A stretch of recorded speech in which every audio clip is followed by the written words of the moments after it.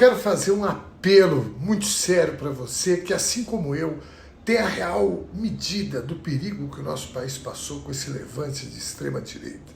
Primeiro eu quero dizer que o perigo ainda está aí. Sim, meus caros e caras, quando se fala que a direita se consolidou nesse país, não é verdade.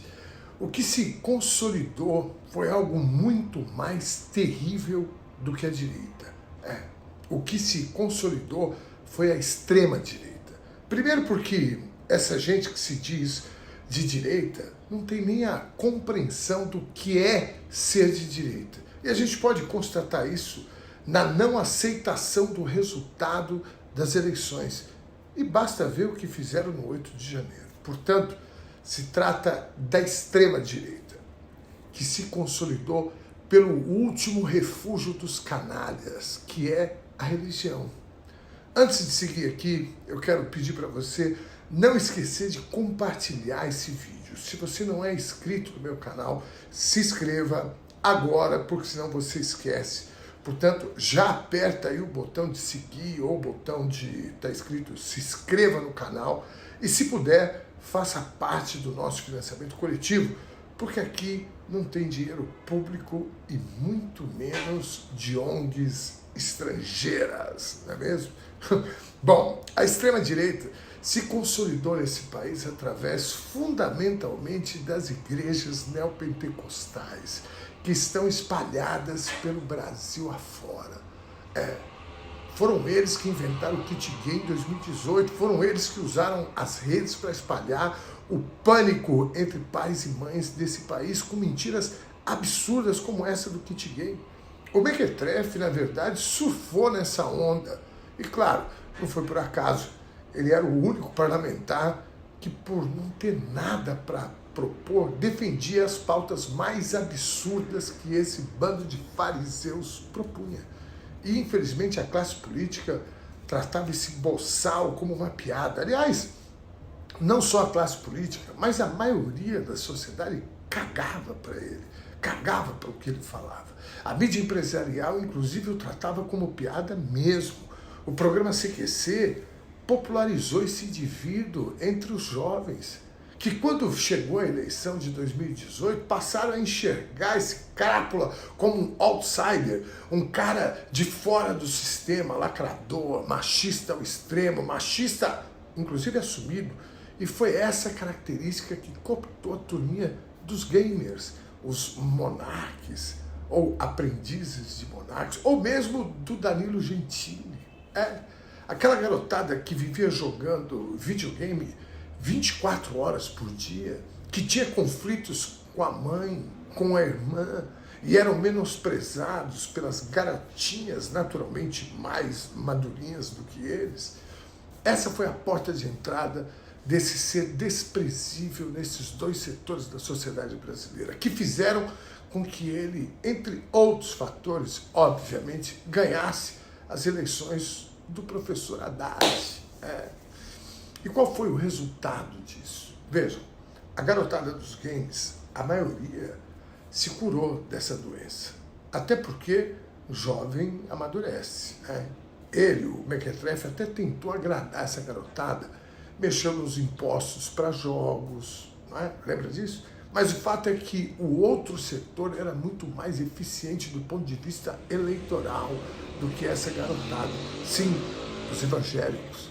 Não à toa que eles tiveram 2 ou até mais ministros.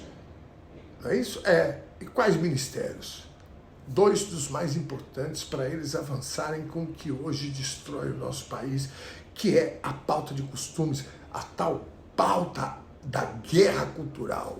Milton Ribeiro, o ladrão que pedia propina em ouro, que chegou a ser preso e foi ministro da Educação, área que eles só não destruíram porque o povo da educação está lá não para ganharem grana.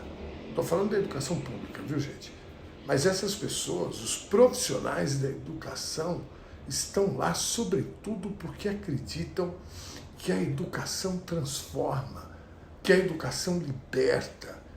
Estão nessa profissão porque acreditam no poder de transformação da sociedade pelo conhecimento, pela ciência. Essa é a razão pela qual nossa educação pública não foi destruída. Sem esquecer que o antecessor do pastor Milton Ribeiro era um troglodita que assumiu publicamente a guerra cultural como pauta de costumes nos ambientes das universidades desse país. Mas encontraram resistência das pessoas que amam a educação, que estão lá por vocação. Portanto, apesar do nível estarrecedor de destruição, nem o Mequetrefe, nem o Milton Ribeiro conseguiram destruir esse setor. O outro setor bem mais complicado que eles atuaram com essa agenda da pauta de costumes, eles barbarizaram. E é aí que mora o perigo. E o perigo tem nome e sobrenome. Damares, aquela da goiabeira. Ministério das Mulheres e dos Direitos Humanos. E foi aí que eles se consolidaram.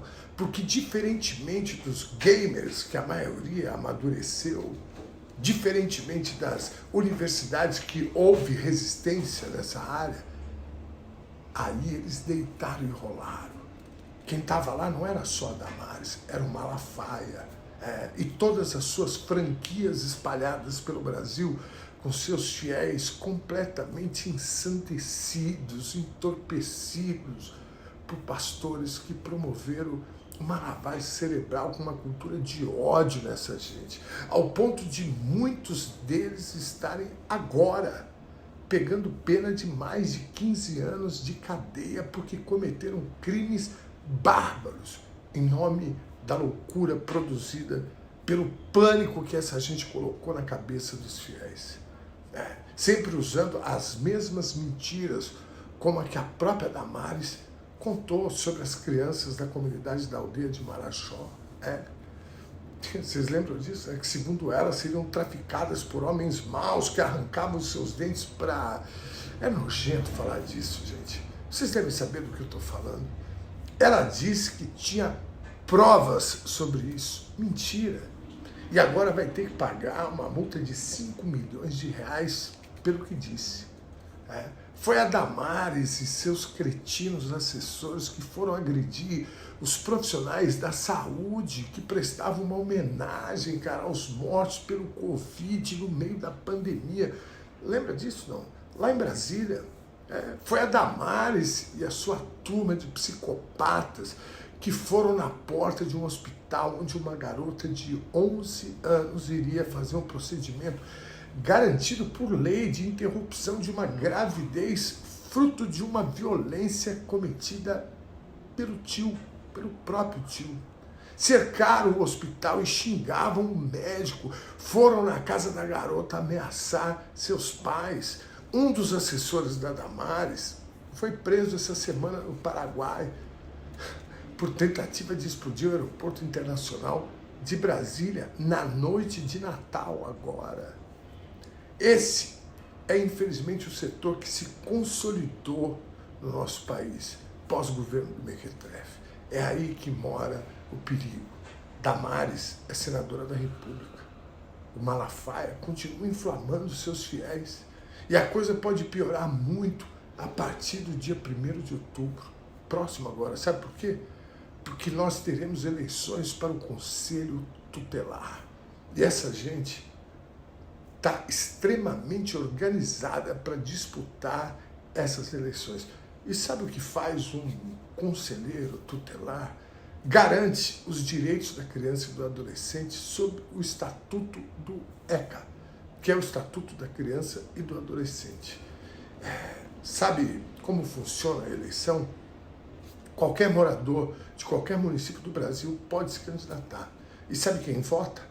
Qualquer cidadão brasileiro apto a votar.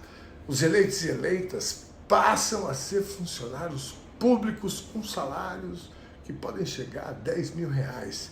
E são responsáveis pelos direitos dessas crianças e adolescentes. São eles que dão início, por exemplo, ao processo que encaminha crianças para adoção. Eles que levam as informações para as varas da família, que em última instância definem se a criança vai ou não para adoção. quando aquela criança vítima de violência cometida pelo tio quase foi impedida de fazer o procedimento legal, a Damares e a sua turma pressionou o conselho tutelar da cidade para que eles proibissem o procedimento. Tentaram corromper os conselheiros, o conselho tutelar. Uma mãe perdeu a guarda de uma filha por conta da sua religião de matriz africana. O conselheiro evangélico tirou a guarda da mãe e deu para a avó, também evangélica, por puro preconceito religioso. A justiça voltou atrás, depois de muito tempo a mãe conseguiu a criança de volta. A extrema-direita avança sobre nossas crianças, causando pânico com mentiras e agora se organizando para disputar as eleições de 1º de outubro, que o Brasil inteiro vai eleger novos membros do Conselho Tutelar. Eu te convido a ajudar nessa batalha. É simples, vá votar. Sim, escolha um candidato e vá votar. Quando eu morava em Santo André, eu votava toda a eleição do Conselho Tutelar. Quando eu morava em Diadema também, eu conhecia as pessoas. Agora eu moro na capital, aqui de São Paulo, e eu não conheço nem um candidato ou candidata. Mas tá simples. Entre no site eleicandoano.org. Ali tem informações de muita qualidade sobre candidatos do Brasil inteiro. Essa batalha precisa ser vencida. A gente não pode permitir o aparelhamento do que há de pior na nossa sociedade, num serviço tão essencial para o bem-estar social das nossas crianças. O que tem que prevalecer é o Estatuto da Criança e não a Bíblia, ainda mais interpretada da perspectiva da Damares, do Malafaia, do André Valadão ou do Nicolas Ferreira. Se você gostou desse vídeo, compartilha, dá um like aí, se inscreva no canal, siga a nossa página, contribua com o nosso financiamento coletivo e vá votar no dia 1º de outubro. Se você é candidato ou candidato ao Conselho Tutelar e quiser que eu divulgue sua candidatura por aqui, ou conhece alguém sério, comprometido com o ECA, com o Estatuto da Criança e do Adolescente, manda as informações para mim que eu terei prazer em divulgar. Salve as nossas crianças, da Damares. Bom, esse texto foi inspirado no texto do Gregório do Vivier, no programa Greg News, que foi enviado para mim via Kátia Fontana, minha amiga lá de Curitiba. Espero que vocês tenham gostado e que tenham se sensibilizado para que a gente vença essa batalha. Dia 1º de outubro, escolha um candidato ou uma candidata comprometida com o ECA e vamos surpreender esses lunáticos psicopatas que querem aparelhar essa área tão importante para o desenvolvimento, o bem-estar social das nossas crianças e adolescentes. Beijo grande, até mais.